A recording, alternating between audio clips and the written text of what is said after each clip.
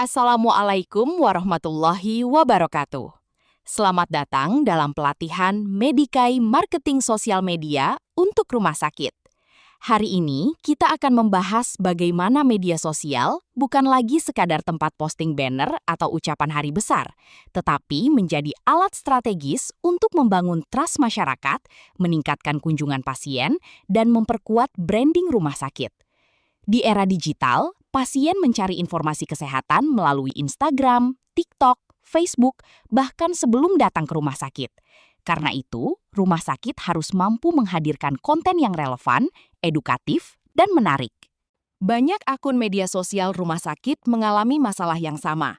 Engagement rendah, konten terlalu formal, dan tidak menghasilkan pasien. Masalah terbesar bukan karena rumah sakit tidak bagus, tetapi karena cara komunikasinya tidak menarik perhatian masyarakat.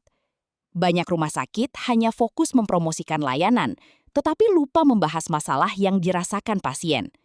Akibatnya, viewer tidak peduli, konten tidak disimpan, tidak ada konsultasi, dan tidak ada konversi pasien. Padahal hari ini, rumah sakit yang menang bukan yang paling besar, tetapi yang paling dipercaya masyarakat. Perilaku pasien sudah berubah total. Sebelum datang ke rumah sakit, mereka mencari di Google, melihat Instagram atau TikTok, membaca komentar, dan menonton video edukasi. Artinya apa? Konten bukan sekedar branding. Konten adalah pintu masuk pasien. Kalau media sosial rumah sakit mampu membangun trust, pasien akan lebih yakin untuk datang. Tujuan konaan rumah sakit ada 4. Pertama, menarik perhatian agar orang berhenti scrolling. Kedua, membangun trust supaya pasien percaya rumah sakit kompeten. Ketiga, mengedukasi masyarakat sesuai fungsi PKRS dan Kodersi. Keempat, mengubah viewer menjadi pasien melalui WhatsApp, booking, atau konsultasi. Jadi, konten harus punya dampak nyata, bukan hanya ramai likes. Konten yang efektif selalu memiliki 4 komponen: hook, emosi, solusi, dan CTA. Hook adalah pembuka yang kuat dalam 3 detik pertama. Misalnya, jangan abaikan nyeri dada seperti ini. Lalu, bangun emosi, takut, harapan, atau rasa ingin sembuh. Setelah itu, berikan solusi sederhana menggunakan bahasa awam. Dan terakhir, selalu tutup dengan CTA yang jelas, seperti segera periksa ke dokter, atau konsultasi via WhatsApp. Kalau tidak ada CTA, penonton tidak tahu harus melakukan apa. Jenis konten yang paling mudah mendapatkan reach adalah edukasi masalah pasien, karena masyarakat selalu mencari solusi kesehatan. Contoh topik yang paling sering dicari: stroke, hipertensi, diabetes, gagal ginjal, dan demam anak. Kunci suksesnya, bahas masalah nyata yang sering dialami masyarakat. Storytelling jauh lebih kuat dibanding poster biasa, karena manusia lebih mudah terhubung dengan cerita. Contohnya, awalnya hanya batuk biasa. Cerita seperti ini membuat penonton penasaran dan terus menonton sampai selesai. Konten story biasanya memiliki engagement dan share lebih tinggi. Masyarakat ingin melihat transparansi rumah sakit. Karena itu, konten behind the scene sangat penting. Misalnya, proses sterilisasi alat, briefing dokter, proses IGD, atau pelayanan pasien. Konten seperti ini meningkatkan trust, karena masyarakat melihat bahwa rumah sakit bekerja profesional dan aman. Stunting adalah salah satu topik edukasi yang sangat penting. Konten stunting harus sederhana, menggunakan bahasa awam, singkat, dan mudah dipahami. Fokus utama, 1000 hari pertama kehidupan, gizi seimbang, dan deteksi dini. Durasi terbaik untuk konten seperti ini sekitar 30-60 detik. FAQ adalah jenis konten yang sangat dicari pasien, karena pasien sering bingung tentang prosedur rumah sakit. Contohnya, BPJS bisa untuk MRI, kapan harus ke IGD? Apakah operasi harus rawat inap? Konten FAQ meningkatkan transparansi dan mengurangi keraguan pasien. Formula konten viral sebenarnya sederhana. Masalah plus akibat plus solusi. Contoh, Sering sakit kepala? Lalu jelaskan akibatnya. Bisa jadi tekanan darah tinggi. Berikan solusi. Cek tekanan darah minimal 1 bulan sekali. Dan arahkan, periksa di poli penyakit dalam. Konten seperti ini mudah dipahami dan mudah dibagikan.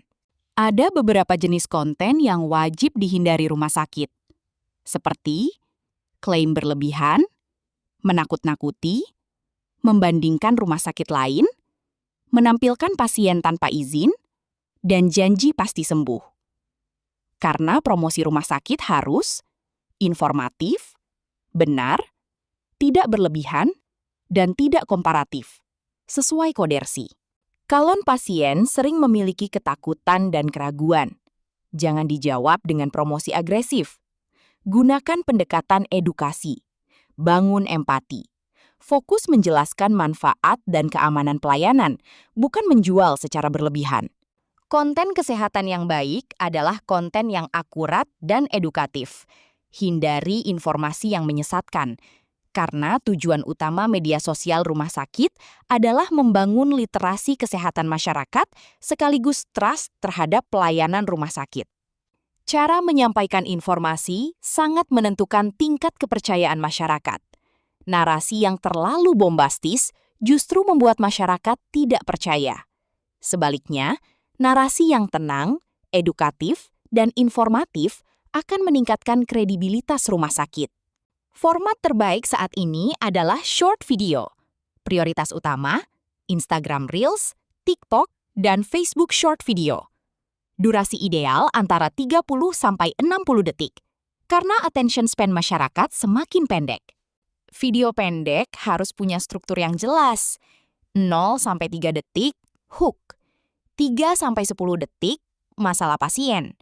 10-25 detik, edukasi dan solusi. 25-40 detik, CTA. Kalau struktur ini konsisten digunakan, performa konten biasanya jauh lebih baik. Contoh konten pertama, edukasi stroke. Hook, stroke bisa terjadi saat tidur. Lalu isi, 3 tanda stroke yang sering diabaikan. Dan CTA, kalau muncul gejala ini, segera ke IGD. Konten seperti ini efektif karena ada rasa urgensi. Banyak masyarakat salah memahami gejala penyakit.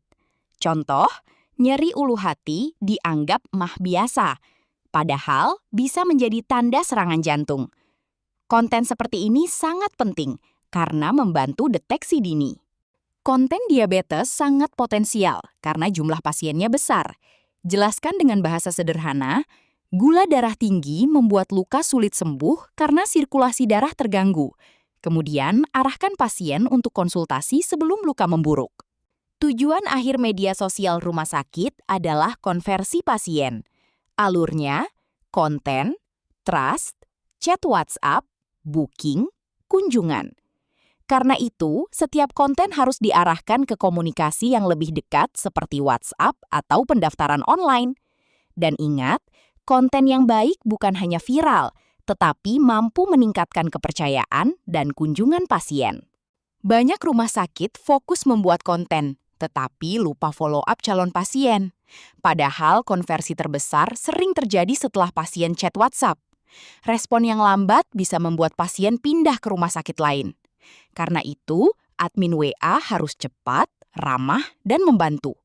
Gunakan template jawaban cepat, jadwal dokter, informasi BPJS, alur pendaftaran, estimasi biaya. Tujuannya bukan hanya menjawab pertanyaan, tetapi membangun rasa nyaman dan trust. Trust adalah mata uang utama rumah sakit. Masyarakat tidak langsung percaya hanya karena iklan.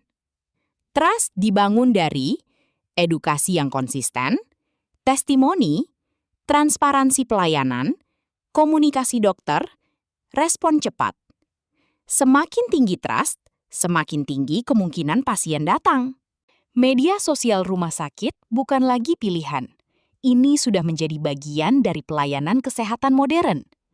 Konten yang tepat bisa meningkatkan trust masyarakat, memperkuat branding rumah sakit, meningkatkan edukasi kesehatan, meningkatkan jumlah pasien. Dan yang paling penting, promosi rumah sakit harus tetap etis, informatif, benar, dan tidak berlebihan, sesuai Kodersi. Karena rumah sakit bukan sekedar bisnis pelayanan, tetapi institusi kepercayaan masyarakat. Terima kasih. Wassalamualaikum warahmatullahi wabarakatuh.